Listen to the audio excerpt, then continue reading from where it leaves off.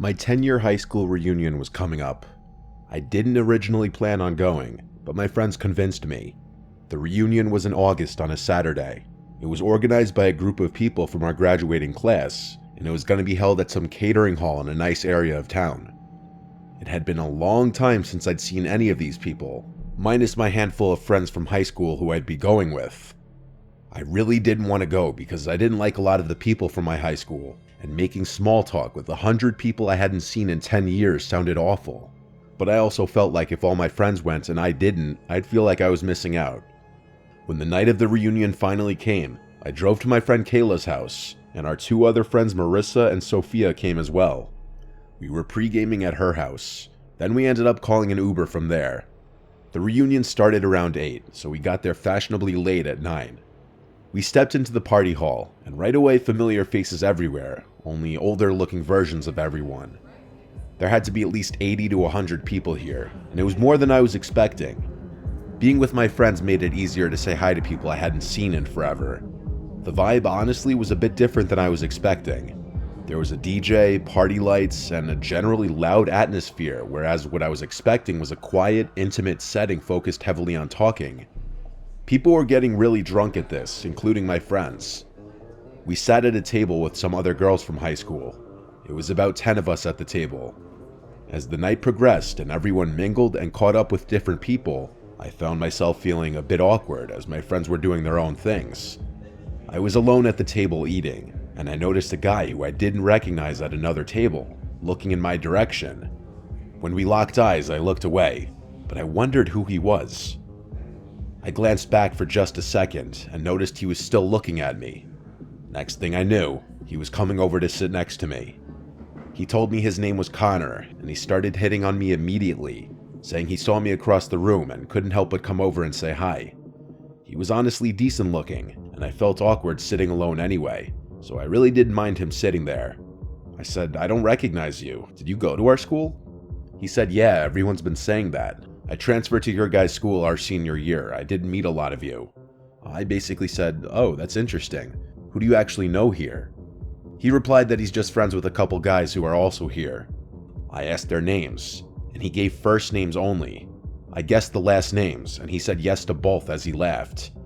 We talked for a while until he asked for my number so that he could go back to his friends. I gave it to him and walked away.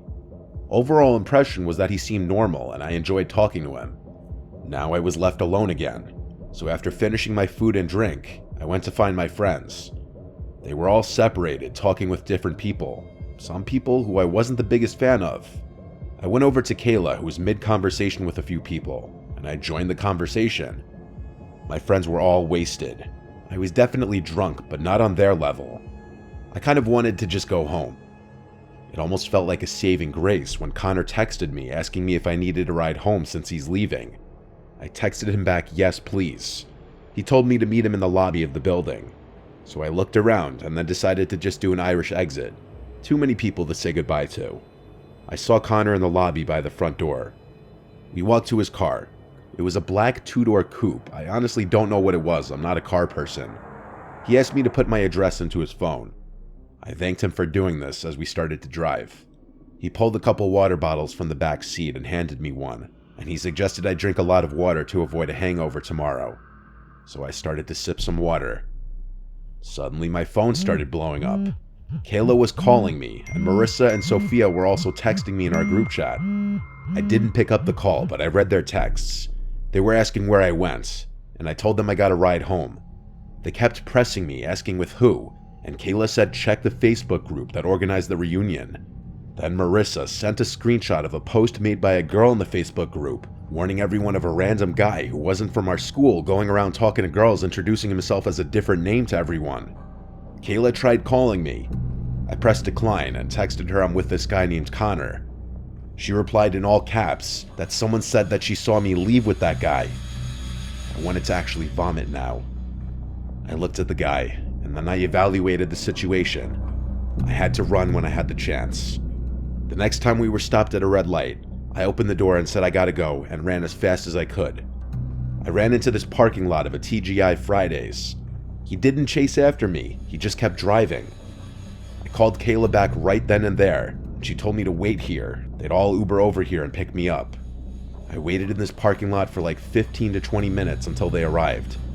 By this point, I started feeling extremely drunk, lightheaded, and a foggy memory. I believe he had put something in that water bottle to try and sedate me.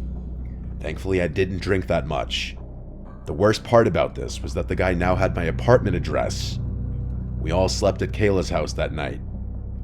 The next morning, I drove home, but shortly after entering my apartment, there was a knock at my door. I freaked out thinking it was that guy, but I saw it was my neighbor through the window.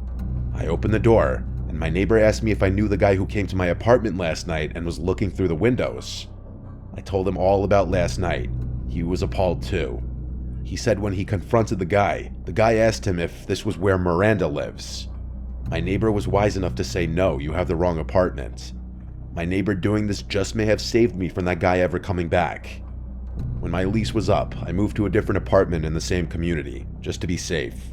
I'm super grateful my friends all tried to warn me in time before it was too late.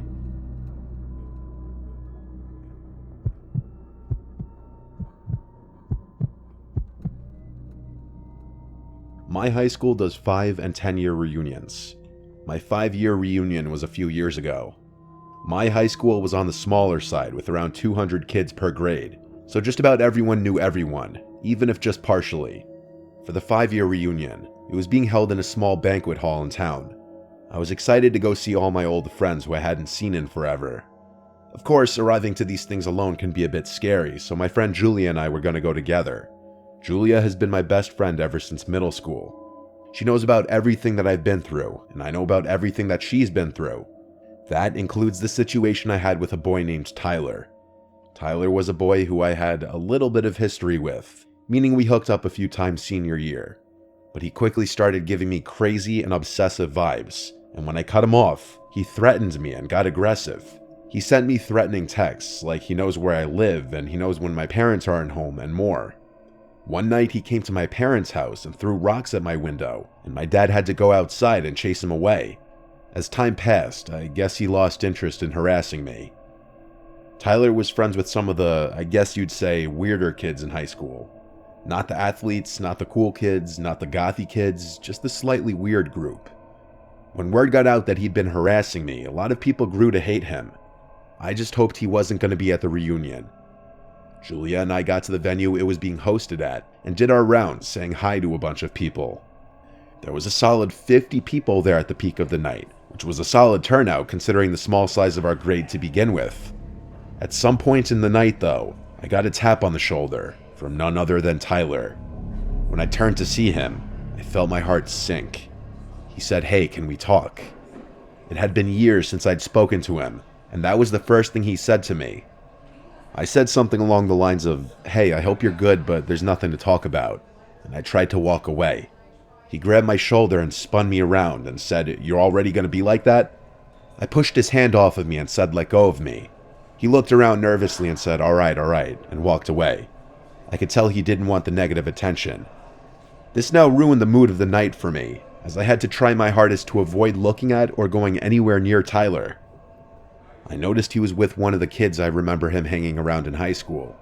I got into a conversation with Julia and a few other girls about the situation with Tyler, and how he just grabbed me moments ago. Everyone was on my side and agreed he'd always been a weirdo creep and was known for being aggressive with girls. Oddly enough, I didn't really see him again after I saw him with his friend. I assumed he left early, which was a major relief for me.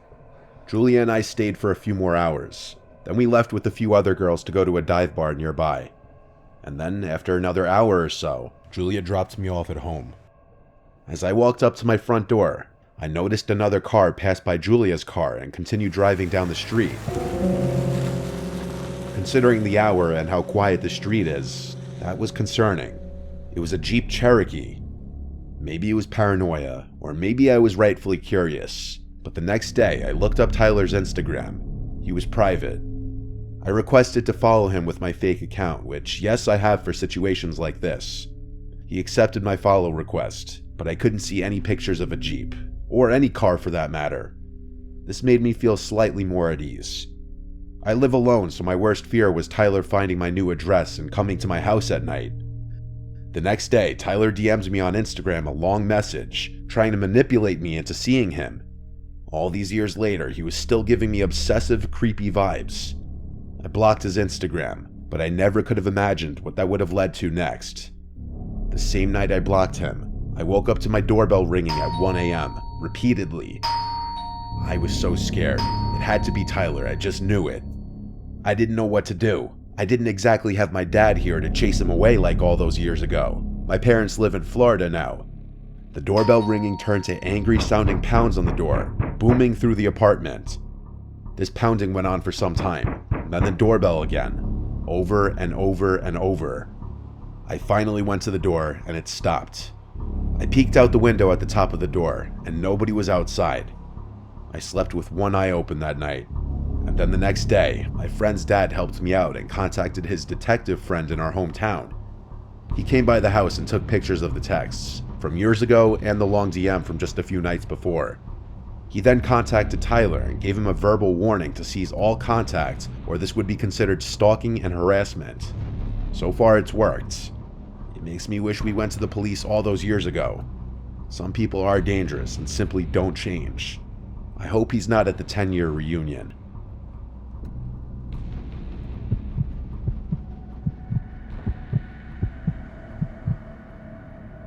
I was seeing this girl for a few weeks. We'd been on 2 dates. Her name was Phoebe.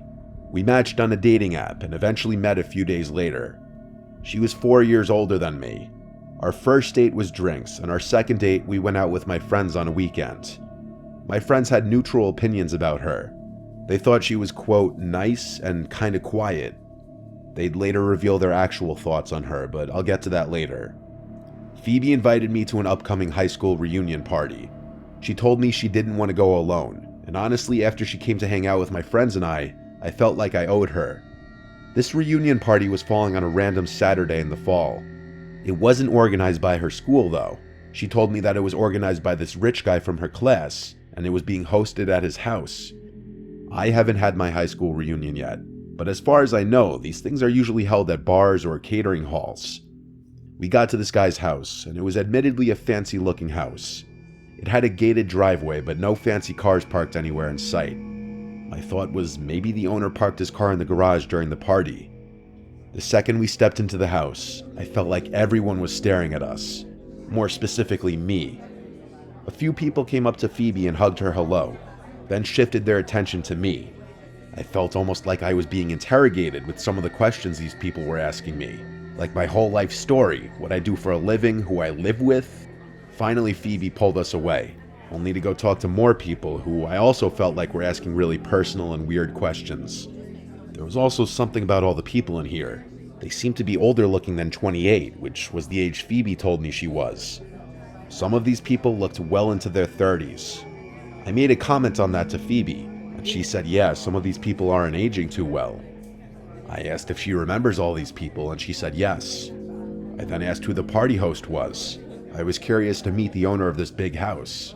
She said she hadn't seen him yet. Throughout the entirety of me being there, I felt like everybody was shooting me daggers. They wouldn't look away either. I whispered that to Phoebe, and she said back it's probably because they're wondering who I am. At the time, that was the only logical explanation I could think of, too. It's hard to explain the growing awkwardness at this party, but I can assure you, this was not what a normal high school reunion would be like. There was no music, and everyone was dressed weirdly, not like normal 28-year-olds. But that's the other thing. None of these people looked like they were in their 20s. I was getting uncomfortable with some of the stares I was getting in the room we were in, so I told Phoebe I'm going to run to the bathroom. Realistically, I just wanted to get out of that room and explore the house a little bit. I didn't have a drink in my hand or anything to make me feel at ease. I was just walking around this giant house empty-handed, and anyone I passed stared at me. To say I felt out of place would be the understatement of the century. I found the bathroom. I stepped inside even though I didn't have to go. I locked myself inside just to sit and regather myself, take a break from the awkwardness outside. I texted all my friends about how weird this reunion was, and wondering how I could convince Phoebe to leave early. We'd already been there about 30 to 45 minutes, and this unnamed mystery party host was nowhere to be seen. Phoebe texted me, "Where are you?" I replied, "In the bathroom, give me a minute."